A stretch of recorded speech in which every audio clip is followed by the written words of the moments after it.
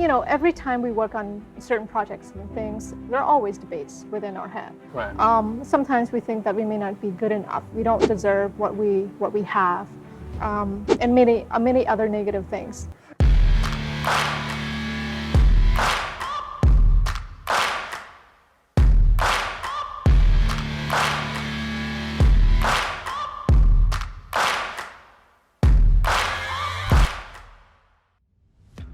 Jolyda Sou, I'm Jamie Raine, and welcome to Wildcats Attack, special series in Cambodia, lifted up with Singha. Now, the information in today's program isn't just applicable for people who own businesses or want to be entrepreneurs, but also people who are in companies and looking for ways to lift their career to the next level.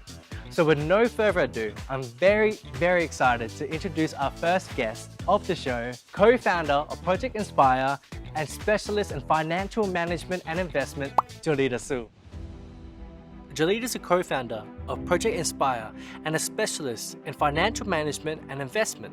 Her organization, Project Inspire, founded in 2016, helps build skills and capacity for Cambodian businesses, startups, and young professionals.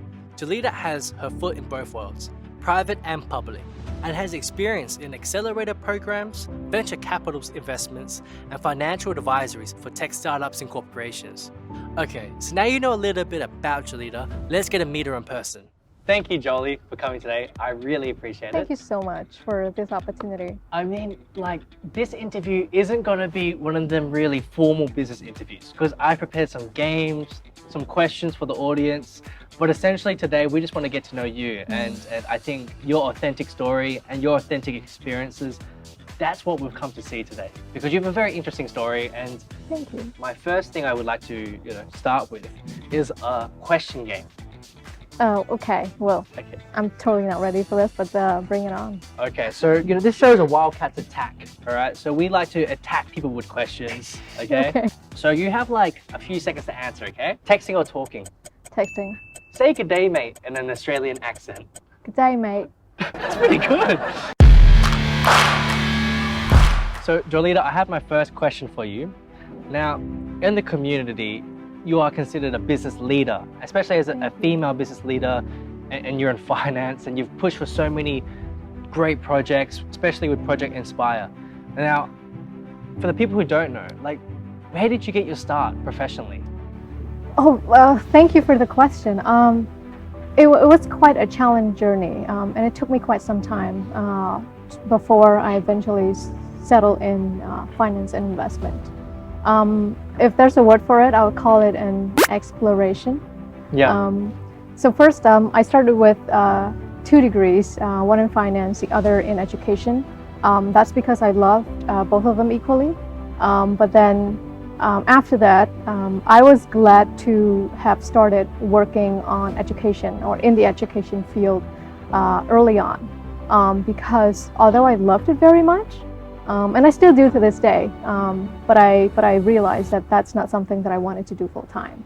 I joined many amazing international youth programs such as SEAP, or the Ship for Southeast Asian and Japanese Youth Program, ACWE, A Common Word Among Youth, and many other programs. Then I founded Project Inspire, and then I went to the States and study and work for a little bit before I came back. A few things happened. The opportunity that I had to connect and meet with senior leaders in other countries, with my peers in other countries, the opportunity to discuss our country's development, and the experience in leading people, and also the opportunity to travel to a lot of countries in Europe, in Asia, in Africa. And there was a turning point, and that combination, that's when I knew that I wanted to be specializing in finance and investment. And that's a turning point. It's the combination of things. And at one point you realize that that's what you want. And I've been in finance and investment for well over 6 years now. I'm meeting with senior leaders who are able to make decisions, who are able to fundamentally change how things work for the country's development. Wow. I'm so happy doing such work. And if I can share for your audience is that it's okay to not know what you want to do, not know where you're going right now, But as long as you keep on trying different things, exposing yourself to other things, and keep on connecting with people, you'll be able to soon enough find something that clicks. My second question then is, okay, we hear your story about people trying different paths in to find your passion, we say your vocational working passion. Now, for people who are, say, in careers now, and they're still deciding, how do I get to the next level? Or maybe they want to start their business, or they've started a business, and they're trying to figure out, how do I lift it up? What advice do you have for them, audience? Great question. I think we live in a world where everything is just so fast changing, so dynamic and technology driven. We're not like our grandparents or parents who dedicate their whole life working on the same thing. Right. Young people nowadays find themselves transitioning between jobs a lot more than 30 years ago, 40 years ago. And there's a lot of pressure in being outstanding, being different, unique. And so, I can talk about the good old stuff, like you need to be good at soft skills, like communication, leadership, emotional intelligence, and hard skills, like knowing what you do. If you're in finance and investment like me, you need to know how to, read financial reports, do financial data analysis, valuations, investments, stuff like that. I'm not going to talk about those stuff because I think you can learn through experience with people. You can learn. There are a lot of resources online and you can take classes, right? But I think it comes down to, for me, it comes down to three important things. First is patience. Okay. Second is focus. And the third and last one is solution. One of the biggest distractions in companies is there's so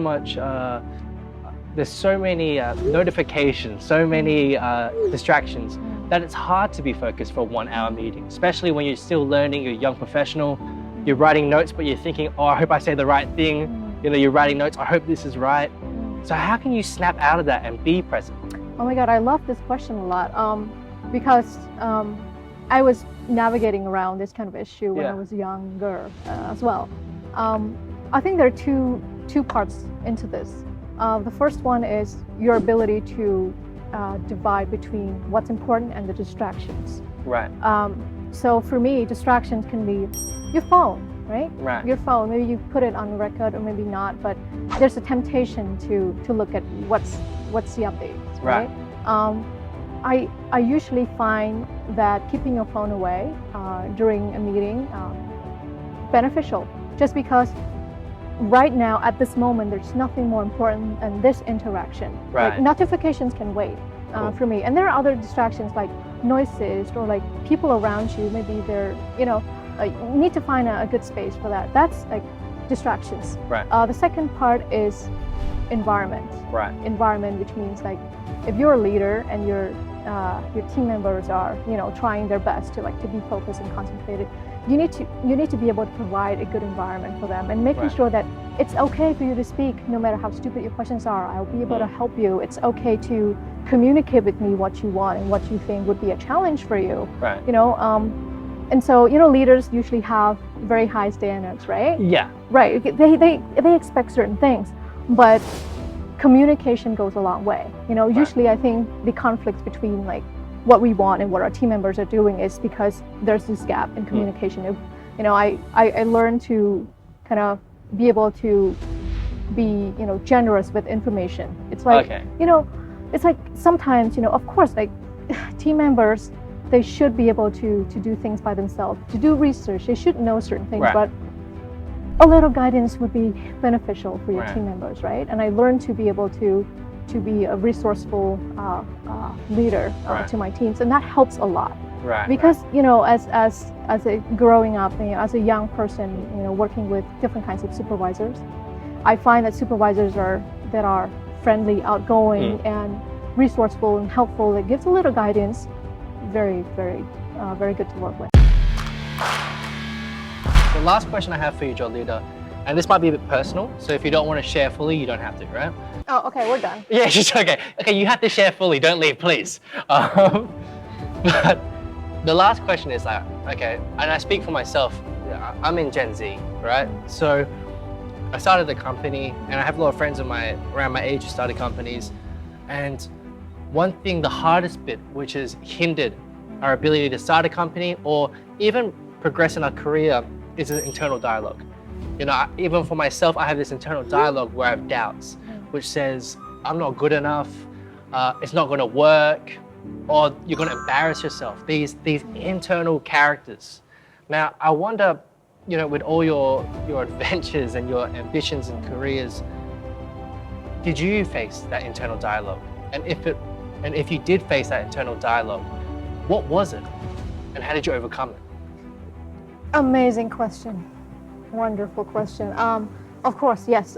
Just like other people, everyone in this room, everyone who's your audience, of course, I've faced internal dialogue, criticism, debates within my head, right? So every time we work on certain projects and things, there are always debates within our head. Right. Sometimes we think that we may not be good enough. We don't deserve what we have, and many other negative things. But I chose to overcome that through, I think, two ways of thinking. I think because there are two sides to the story. Right. First one is internally, and the second one is your outside environment. Right. Internally, I always keep my focus on why I do what I do. Because many people can say so many different things about you, to you. At the end of the day, I always come back to the value of that I can bring to my work, to my career. Just because I can definitely see how my efforts will improve or make a change to this country's development. In a way, you can see the effects of what you do, and that's where I get my most satisfaction from, and that's where all the other noises inside your head don't really matter. That's the first part. The second part is the outside environment. I don't have many friends, but I'm so blessed to have a small circle of friends and family who I can turn to, especially when I have this internal criticisms dialogue within my head. We have heart-to-heart conversations about the opportunities that I get, about my work. Like sometimes I ask questions like, do you think I deserve this? Do you think this is good for me? What do you think? I'm not saying that we need to depend on other people for validation, but to have a support group, it's a great way for you to step out of your bubble. Your bubble, and kind of see yourself from third person point of view. Right. So it sounds like one side of it is focusing on your purpose and your vision. Yeah. So even if you feel bad now, you can foresee, manifest. Okay, one day it'll be better. Yeah. One day I'll achieve what I'm trying to go for. And the second side is to socialize and let people know, hey, I'm not feeling good. Hey, I feel this way. I'm human, right? To allow yourself to feel good or bad, right? And trust people. So that seems like to be quite alleviating, right? Yeah. And thank you very much, for your answers for today. I really hope the audience was able to get something out of this. And the thing is, when we researched you and we heard about you in the community and I seen you at events, you see the success story. Jolyda Sou, has done all these things, but at the end of the day, after especially this conversation, we're just humans, right? Yeah. Nobody's perfect. Yeah. Nobody's perfect, and I don't strive for being a perfect person. Right. Ever. I mean, the best thing for every one of us is to keep growing. Thank you very much for joining the show. Definitely. And I look forward to more events with you this coming year. Thank you so much for the opportunity. Thank you for the team. You guys have been great, and I'm so honored to be here sitting and talking. And I'm so glad to be able to share my experience to young people, and I hope that's useful. If you find this interesting, get involved. We have a competition coming up, and here are the details.